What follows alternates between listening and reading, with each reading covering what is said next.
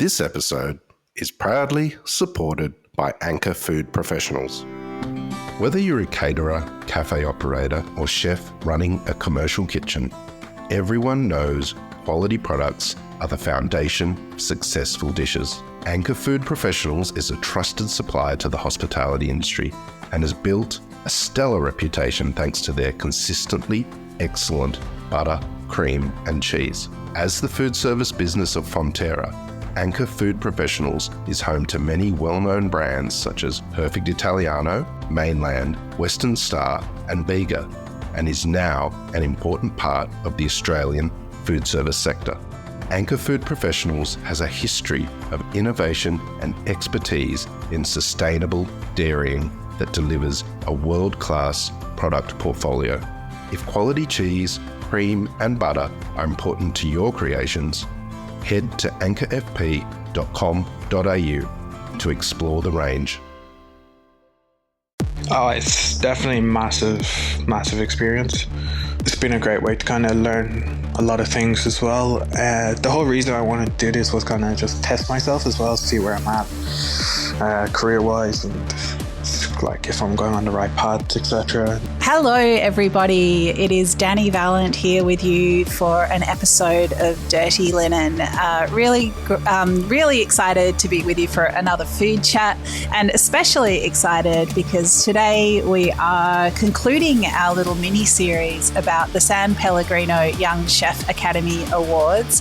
And today's episode, we are talking to the winner, which is really exciting. We started this little series chatting to the winner from the last competition, Robin Wagner, who represented Australia in Milan the year after he won. And then this year, we've had 10 young chefs competing in Melbourne for the right to represent the region and head over to Milan next year. So our winner is Daniel KyongHo Choi, who was born in South Korea but grew up in Ireland. He is now cooking at Omnia under chef and mentor Stephen Nan. Daniel, welcome to Dirty Linen. Thank you very much, Dani. Wonderful introduction for myself there. Thank you. Well, I feel like that is just the beginning. There's so much to say. I'd love you to start just by explaining a little bit about your journey to Melbourne and your cultural background, because, it's a little bit complex. Yeah, so I'm kind of moved around a lot. So I was born in Korea, and then when I was 4, I moved to Ireland and grew up in Ireland. And then I attended a culinary college in Ireland, and for a year in college, I moved to America. And then I went back to Ireland and then finished college and worked in a restaurant called Chapter One for 2.5 years, where we got 2 Michelin stars, and then I moved out to Melbourne. So yeah. What was it that made you want to move to Australia? So when I was working in Dublin, I was working with a previous San Pellegrino winner called Mark Moriarty, and he told me he spent a year in Melbourne when after he'd won the competition, and he was just kind of telling me all about it, and he kind of convinced me to move out to Melbourne and put me in touch with Evan Doherty, who's now the head chef of Omnia, and set me up with a job in Omnia as well. So I was quite lucky in that sense. What's your experience been like moving around? Like, what have you noticed with the different culinary culture in Ireland, the US, and Australia? A lot of diversity has been kind of wonderful for me, especially in Melbourne, where I got to see a lot of different cultures. What I found in Melbourne is that it's really diverse, which is great. Growing up in Ireland, there wasn't a lot of Asian food, like Asian culture. There's a lot more now, but when I first moved there, there was barely an Asian market, so it was quite difficult to get Korean ingredients. I remember one of the times my dad came back from Korea, and he brought a full suitcase worth of Asian ingredients like gochugaru, gochujang, just because it wasn't so very accessible when I was younger. But now it's quite accessible, which is great. Have And you, yeah. have you felt connected to your Korean heritage the whole time, or has that been something of a rediscovery for you? My parents kind of made sure I was staying well connected. I think up until I was 14, I was kind of going back a good bit to see my family and stuff. And then from 14 to 24, I didn't go back for like 10 years. Um, so yeah, growing up, I was kind of connected and then kind of fell off a bit and then went back to being connected again. Well, your dish that you cooked for the judges in the San Pellegrino competition, I suppose, really explores your connection to different cultures. It's called Bacon and Cabbage and Pork and Kimchi, really, I guess, showcasing both Irish and Korean influences. Tell us about the dish and I suppose the narrative that you're trying to present by cooking it. So one of the first things I remember eating when I moved to Ireland was bacon and cabbage.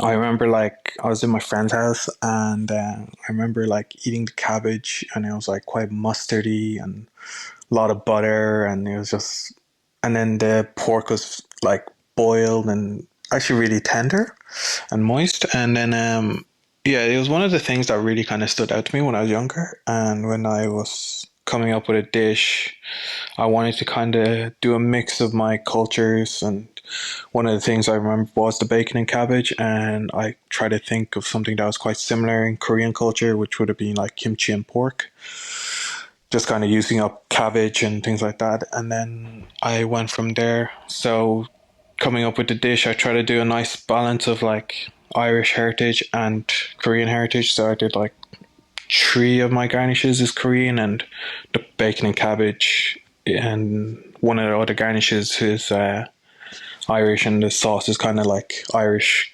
background as well using like a cider and cider jus. So try to kind of keep it a nice balance of Irish and Korean cultures. And I mean, I love the story. I'm always so drawn to dishes with a narrative, with something to say, and I guess that real personal connection to you and your story. But of course, it has to be delicious. Like it has to work as a dish, even if you don't know anything about the person who's made it.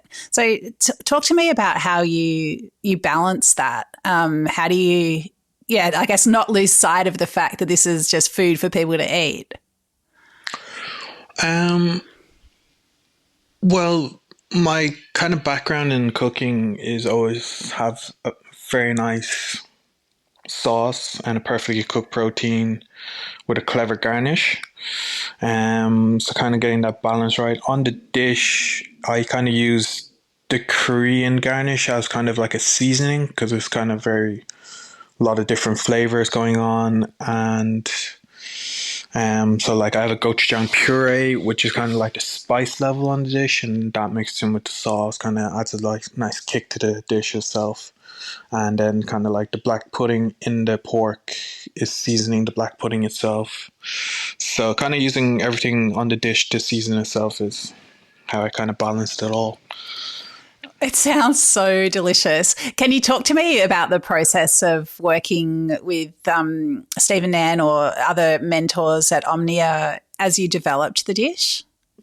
Yeah, they were very supportive. I so like I was away in Croatia for a wedding, like over five days before the competition. And while I was away, they were like, "All right, as soon as you land, you tell us what you need, and we'll make sure there's nothing missing and everything." And then while I was coming up the dish, they kind of gave me creative freedom and said, "You kind of do what you want to do, and then you present the dish, and then we'll taste it, and then we'll add in our kind of like twist to it." And they've been like really supportive and helpful in that way. So I was able to come up with the dish myself, and they just added in little bits to it. So like kind of the kimchi soda bread. They were like saying we should kind of change the shape and add like a kimchi crackling to it. So, yeah. I really want that, like urgently. What about the competition itself, Daniel? Like, talk us through the day, the experience, the feelings. Well, it was actually a very long day. Not really something I was expecting, especially when I was jet lagged, but kind of worked in my favor as well. So we were up from like 4 or 5 in the morning.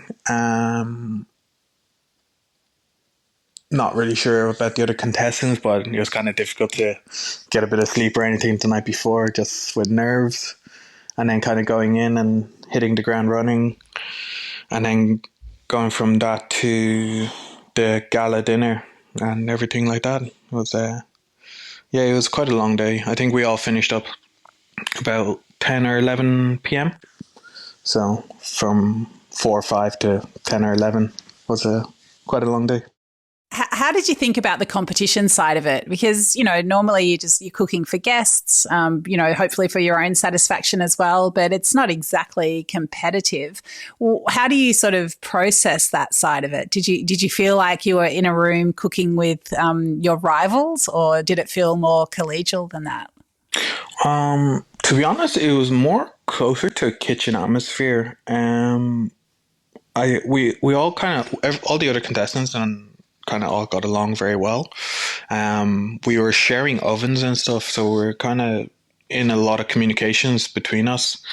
But also for ourselves, we all kind of kept our head down, focused on our dishes, and if anything had to be said, it was said in the kitchen. So it was a nice mix of a competition feeling and also like kind of like a kitchen atmosphere where you're working together as a team as well, especially when it came to ovens. What about when you presented your dish to the judges? What was that experience like? A little nerve-wracking because I was kind of intimidated by the judges, just because there's such an esteemed panel of judges, especially Josh Nealand, who is such a big chef in Australia and around the world. So presenting the judges, I was a bit nervous, but after I kind of got into a flow of it, it got a little bit better and stuff like that. And did you think that you might win? Did you have hopes of winning? Was it a shock when your name was called? It was a big shock. Obviously, I was hoping to win, but it was a massive shock. I remember turning around to Stephen and saying, like, I can't believe that I won. Just because all the other contestants were at such a high level as well. But super excited that I won, and yeah. Oh, well, congratulations. And what happens from here? What's the process to getting over to Italy? So I believe the competition in Milan is in September, and so I'll have almost a year to kind of refine the dish a bit more and kind of make a few tweaks and take the feedback from the judges when I get them, and kind of go from there, try and improve it, and then hopefully try and give it my all in Milan. Are you allowed to change the dish? I won't be I've been making like small tweaks, like maybe cutting down the size of the pork or just kind of making it a bit more refined in that sense, just scaling a few stuff down. Yeah. And has competition been a big part of your career to date, or is this new for you? This is very new for me.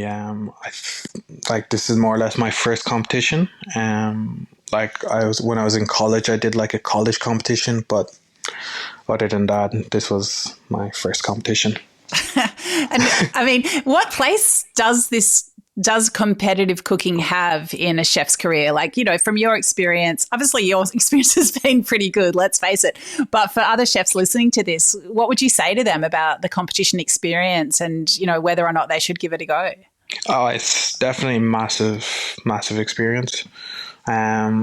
it's been a great way to kind of learn a lot of things as well. The whole reason I wanted to do this was kind of just test myself as well, see where I'm at career wise, and like if I'm going on the right path, etc. And it's definitely a great way for somebody to just see where they're at and what kind of level they're at and how they're doing themselves. What have you learnt about yourself along the way? What have I learned? Well, I learned a lot in that handling pressure and like working as a team, working with other people, working with my mentors. Like, obviously it's very nerve-wracking when you're trying to plate up 10 dishes and trying to make sure it's all hot, and then obviously cooking in a kitchen for the first time that you've never been in to do this competition. Like, working in that sense, I learned a lot from that. Yeah, it's pretty hard. And yeah, as you say, like completely new kitchen, different equipment, surrounded by all that buzz and pressure. What sort of mindset do you hope to take with you to the competition in Milan next year? Just to stay focused and just to keep my head down and keep on working hard and just give it everything I got. Especially for this for this one, we had 5 hours to do our dish, and I think I literally had 1 minute to spare, getting my dish up in time. So like in the 5 hours, like I did not stop running around. So that was wow. Yeah. It's amazing. I mean, probably if you had, 4.5 or 5.5 hours, you would have had a minute to go as well. Like, it's amazing how you just, I guess, calibrate to the window that you have. Mm. So, Daniel, where do you see things going? You've obviously got, a big year ahead with something that you're working towards. But when you look further into the future, what are your aspirations? I love to be a head chef and have my own restaurant and stuff like that, but I feel very happy in Australia at the moment and would love to just kind of start settling down in Australia. So moving around a lot and then finally kind of making Australia my home, I feel like would be kind of my future. Wow, that's fantastic. Why has Australia, I guess, got its why is Australia appealing to you when you've had experiences in lots of other places? Well, coming from Ireland and the weather being a drastic improvement is a big thing. But other than that, there was just something about Australia and Melbourne, especially in Melbourne with all the diversity that I really enjoyed and really like. I remember just walking around in my first week and just being amazed at how much, like, especially going in CBD and like so much, like in every corner, there's either like a Korean restaurant or a Chinese restaurant or like an Indian restaurant or just something, just everything's just so different but diverse, and there's a nice cohesiveness about it that I really enjoy. And yeah. Oh, I'm really glad that it's all resonating with you. I feel like Australia is very lucky to have you developing a career here, Daniel. Just finally, tell us a bit about Omnia. Stephen Nan has been a guest on Dirty Linen and talked about his incredible career, including at 11 Madison Park and, so many great stories. But tell us about Omnia. What sort of restaurant is it? What is it like to be part of that team? So it's a modern European restaurant, kind of like a nice bistro feel to it, very relaxing, comforting, very like guest forward restaurant. The team we have at the moment, we work very well together. The head chef Evan and Stephen are wonderful to work for. Why is it good? Like, why is it a good workplace? They're just very approachable and If you need anything, they're very supportive. It's, taking some time off for this competition, they were more than happy to let me do that. And just in that way. And next time I come to Omnia, what's a dish I shouldn't miss? Definitely the duck, if you haven't had that before. Arbelow's scallops to start is always a nice little starter. Yeah, amazing. I have had the duck and definitely worth coming back for. Tell us a little bit about how it's prepared. So we prep the duck in-house and then dry age it for 2 weeks. We do all of that in-house. We have a fridge just dedicated to dry aging the ducks. And then we glaze it in honey and put it in the oven, get a nice crispy skin on it, and then serve it to our guests. All right, fantastic. Daniel, thank you so much for sharing with us today. And we'll definitely be following your journey in Milan next year. Wish you all the best in developing the dish, doing those final tweaks. Excited to know that you plan to continue your career in Australia. Thank you so much, Dani. Thank you for having the conversation with me. This is Dirty Linen, and I'm Dani Valent. We air the issues that the hospitality industry finds hard to talk about, hearing from different people with unique perspectives. We want to hear from you as well. If you have something that needs to be said about a topic, get in touch so we can include your perspective. Contact us at dirtylinen@deepintheweeds.com.au or hit us up on Insta at Dirty Linen Podcast. We can't wait to hear from you. This